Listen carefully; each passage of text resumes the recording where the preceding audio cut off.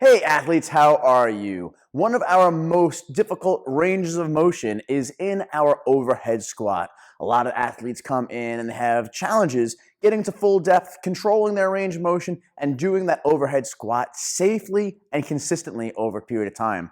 So in the video today, we're going to go over a couple of the different ranges of motion issues and some flexibility issues that can be holding you back from performing that motion optimally. So we're looking to get deeper in our squats, be it our overhead squat or our squat snatch, squat clean, whatever it's going to be. We're trying to squat, we're trying to get deep. We need to have that pelvis open up nice and wide and far. So this is one of my favorite stretches. Some people call it the Olympic wall sit. Personally here in the gym, DHP, we call it birthing the wall. It's going to involve a band, it's going to involve you and the wall. So we're going to set ourselves up right next to the wall. Super tight and super close. We're going to take the band and we're going to take it both sides and loop it around our back. All right, so we should have one loop by each one of our thighs. Going to sit ourselves down, sideways to the wall, loop the band over one knee, and then take the other side, loop it over your other knee. So it should be going around your knee like a giant slingshot, like you're trying to catapult yourself forward.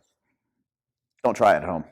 From here, we're going to get ourselves nice and close to the wall, and we're going to pivot ourselves so that we are facing the wall now. If you notice, I'm in a squat position, right? My feet are against the wall. My knees are above my feet relative. My hips going down to the floor. My back's nice and flat. I'm in a pretty decent squat position. From here, I'm going to do some different pulses. First thing I'm going to do is pulsing my feet into the wall itself, almost as if I'm trying to slide myself away from the wall. And a pulse in, 5, 4, 3, 2, 1, relax. Sequence through that 3 times. So we get that pulse in, count it out, relax it. After that, now we're going to do knees out. I'm going to press my knees out into my hands for resistance for 5, 4, 3, 2, 1, and relax. Going to do that 3 times. Last but not least, I'm going to put my pelvis into the floor. Then I'm trying to tuck my sacrum, the bone in the middle of my butt, down into the floor. And the same thing's going to happen. I push it down. 5, 4, 3, 2, 1. Relax. You're going to do that 3 times. Then the grand finale is going to be all 3 times. Pushing the feet down into the wall, my knees out into my hands, and my hips into the floor, making a nice, solid bottom of a squat forced position. 5, 4, 3, 2, 1. So if that wasn't good enough for you yet, we're going to double this one up now. We're going to take one leg, bring it a little higher on the wall. That's going to lift your pelvis up a little bit, give you some room to take one ankle and cross it over. So this is a variation of the pigeon stretch, sometimes a figure 4 stretch or the hurdle stretch. In this position, we're going to brace our ankle, brace my knee, and now bring my butt back to the floor. If you have sciatic nerve pain or some glute spasms and tension, you feel like there's a knot in the middle of that butt, this is one of the best stretches to do to get that opened up. Keeping a little pressure on that knee so we keep square, and give yourself some moving around. Bounce up and down. Walk that foot a little bit lower. The lower this foot gets, the deeper that pressure is going to be in that stretch. Play with it. Roll back and forth a little. Change your angles. Press that knee up. And what's really going to do is going to articulate the bone inside that hip capsule, but also stretch out all that soft tissue, the glutes, the piriformis, stretching a little some of the attachments to the IT band.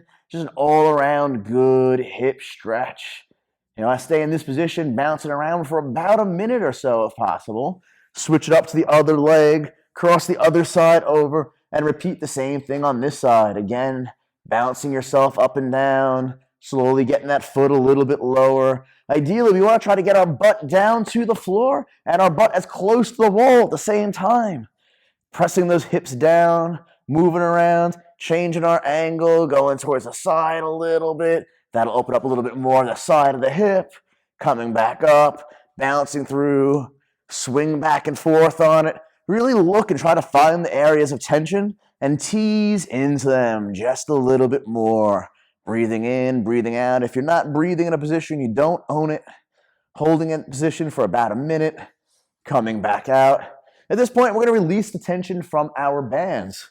So very simple. We're going to loop our thumbs inside the band so it doesn't whip us in the chest. Bring one leg up, bring the other leg up. From here, I like to sit on the wall. Bring your butt flat to the wall if you're able to. Keep the legs nice and straight. And that same pelvic tilt we did before, push the sacrum into the floor. We're going to do the same thing here now.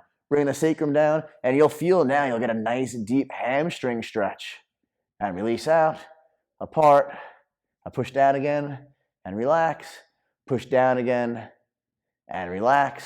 After a couple pulses like that, we're going to go to a nice wide position, striding the legs apart again. Same thing, keeping the heels against the wall, thighs against the wall, tucking the butt down into the floor again. And count to 8, 5 to 8, hold it for 5, 4, 3, 2, 1, and then relax. To get yourself out, you can very easily just spin yourself to the side, sit up, take a walk and a stroll around, and feel how those new hips feel.